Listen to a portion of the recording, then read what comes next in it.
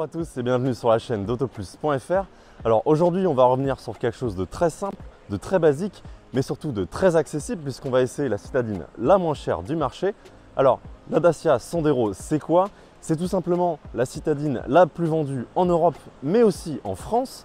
Et on va voir que dans cette version SCE 65, donc avec le plus petit moteur, elle est très loin d'être ridicule.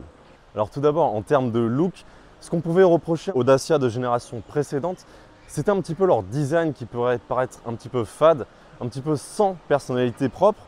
Ici, avec cette Sandero de 3e génération, on a une voiture qui est tout à fait moderne, avec un design qui est dans l'air du temps. Surtout depuis que Dacia a opéré un léger lifting à sa petite Sandero, notamment avec le nouveau logo sur la calandre, mais surtout par exemple les feux entièrement à LED, donc c'est quand même assez élégant. Et cette Sandero, du coup, elle n'a rien à envier à ses concurrentes directes. Alors on le sait, chez Dacia, toutes les économies sont bonnes à prendre. Par exemple, ici sur notre modèle d'essai, on n'a pas des jantes alu, mais on a bien des enjoliveurs en tôle imitation alu. Si on veut les vraies jantes de 16 pouces, il faudra débourser 250 €. Toujours dans une logique d'économie de coût, on a un petit détail assez amusant. Ici, le logo Sandero, ce n'est qu'un simple sticker. On a enfin le logo Dacia en toutes lettres écrit en blanc, donc comme sur tous les autres modèles de la gamme avec le lifting. Et surtout, cette Sandero, elle est assez généreuse. On a mesuré avec le labo d'Autoplus un volume de coffre à 380 litres, donc ça fait partie des meilleurs de sa catégorie. C'est par exemple mieux qu'une Citroën C3 ou encore une Peugeot 208. Seule la Volkswagen Polo fait mieux sur le segment. Alors bienvenue dans la voiture la moins chère du marché. Alors à ce niveau tarifaire, il ne faut pas non plus s'attendre à des miracles, mais on a quand même une présentation qui est assez flatteuse, assez moderne. On a certes encore beaucoup de plastique dur, mais sur notre version Expression qui est facturée 1 600 € supplémentaires par rapport à la version de base, on a par exemple une planche de bord avec un revêtement en tissu qui est assez joli. On a surtout par exemple cet écran de 8 pouces qui est plutôt pratique à l'usage et qui est quand même assez bien défini. Ça c'est une vraie bonne nouvelle. On a aussi par exemple tous les lève-vitres automatiques. On a aussi le réglage des rétroviseurs automatiques. On a également une climatisation qui est manuelle. Et enfin aussi un radar de recul. Alors à savoir aussi que notre modèle d'essai, il est équipé du pack confort facturé 400 € qui offre notamment une carte main libre, un frein de parking électrique, une console haute avec un petit rangement et surtout un accoudoir qui est quand même relativement confortable. Sinon dans les autres options assez essentielles, on a notamment le pack City qui est facturé 500 €. Alors il offre notamment les détecteurs d'angle mort, on a également l'aide au parking avant-arrière et enfin la caméra de recul. Alors le problème avec cette caméra, c'est qu'elle offre quand même une définition qui est assez médiocre. Il faudra quand même s'assurer avec des contrôles visuels, notamment pour les manœuvres en ville. Alors pour la voiture la moins chère du marché, on a quand même finalement une présentation qui est tout à fait honorable, notamment au niveau des assemblages. On a été surpris, c'est quand même assez bien fini. Surtout au niveau des rangements, il y a beaucoup de place. On a notamment 2 porte-gobelets ici, de l'espace pour la clé et son téléphone au niveau de la console centrale. Dans les contreportes, beaucoup de place et enfin une boîte à gants qui a le mérite d'exister. Bienvenue aux places arrière de cette Sandero. Alors par exemple au niveau de l'espace des jambes, on est quand même relativement bien assis, on a encore de la place. Au niveau de l'espace à la tête, c'est pareil, on est sur un des bons élèves de la catégorie. Sinon, on a les lève-vitres électriques, ça c'est une bonne nouvelle. On a une prise allume-cigare. Et concernant la place centrale, alors il ne faudra pas être non plus très grand, mais on peut tout à fait transporter 5 personnes, même si on sera un petit peu gêné, notamment au niveau des pieds pour ce passager central. Alors juste avant d'aller sur la route, on va juste jeter un œil sous le capot. Pour motoriser cette Sandero de base, on a un tout petit bloc 3 cylindres de 999 cm3. Donc c'est un moteur atmosphérique qui n'a pas de turbo et qui développe 65 chevaux pour 95 Nm de couple.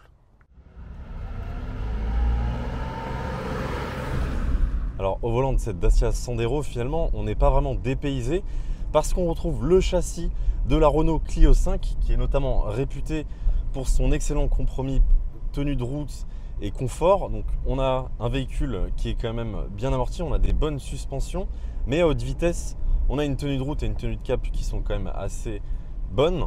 Alors mais du coup, côté agrément, qu'est-ce que ça donne avec ce petit moteur de 65 chevaux qui est, je rappelle, dénué de turbo. Donc on a un moteur atmosphérique, il faut un petit peu s'y faire. Il faudra notamment monter un petit peu plus haut dans les tours pour avoir de la relance.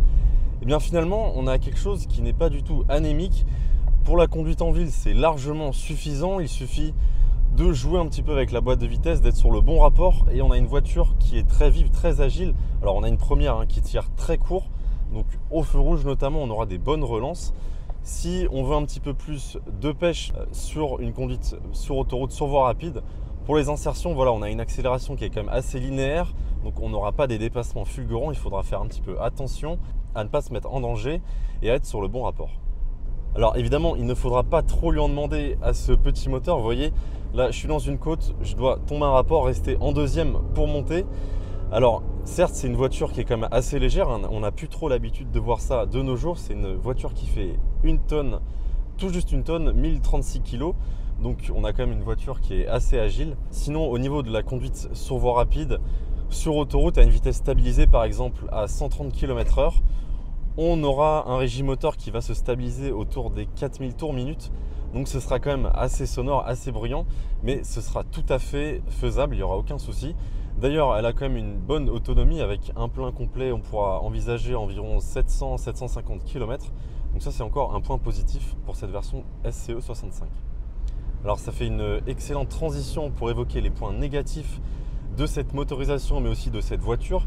Évidemment, par exemple, on n'a pas une insonorisation qui est de grande qualité, même si franchement on pourrait s'attendre à bien pire. On n'a pas beaucoup de bruit parasite et on peut tout à fait s'entendre parler dans une Sandero, il n'y aura aucun problème. En revanche, comme on l'a dit, on a quand même un moteur qui est assez sonore et surtout à vitesse stabilisée. Donc vu que c'est un moteur atmosphérique, il faudra forcément monter dans les tours. Ce sera une voiture un petit peu bruyante par rapport aux standards d'aujourd'hui. Alors on pourra également évoquer un petit mot sur le guidage de la boîte de vitesse. Il n'est pas très bon, il faut se rendre à l'évidence, ça coince un petit peu, il faudra vraiment s'appliquer. Aussi, le pommeau de vitesse, il donne un aspect un petit peu bas de gamme, un petit peu cheap. Bon, on ne pourra pas s'attendre à des miracles à ce niveau de prix, mais ça fait un petit peu léger sous la main droite. Un dernier mot concernant l'assise, même si elle reste relativement confortable, ça c'est un point positif, elle est un petit peu ferme notamment au niveau du dossier d'appui-tête. Un dernier point au chapitre des consommations. Alors c'est là aussi où ce moteur 65 tire son épingle du jeu. Vu qu'il a finalement peu de puissance, même si c'est un moteur atmosphérique, la voiture reste très légère avec ce niveau de motorisation. On est tout juste au niveau de la tonne, comme on l'a dit. Donc on a relevé environ une moyenne de 6 litres au 100 en moyenne globale au labo d'AutoPlus. Donc on reste sur un très bon score, surtout pour la catégorie.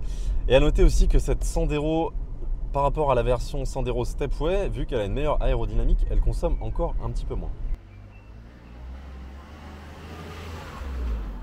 Alors finalement, cette Dacia Sandero, elle n'a rien d'une voiture au rabais. Pour 11 990 €, vous avez une voiture qui reste quand même assez polyvalente et même étonnamment confortable. Alors dans cette version avec ce petit moteur, ça reste tout simplement le meilleur rapport qualité-prix du marché. Alors évidemment, chez AutoPlus, on vous conseillera la version Expression qui sera facturée 1 600 € supplémentaires. Mais donc avec le pack confort plus le pack City, on arrive aux alentours de 15 000 €. Évidemment, pour les plus gros budgets, vous aurez la version EcoG sans GPL qui offrira évidemment un agrément de conduite amélioré, mais aussi des consommations maîtrisées. A bientôt sur autoplus.fr.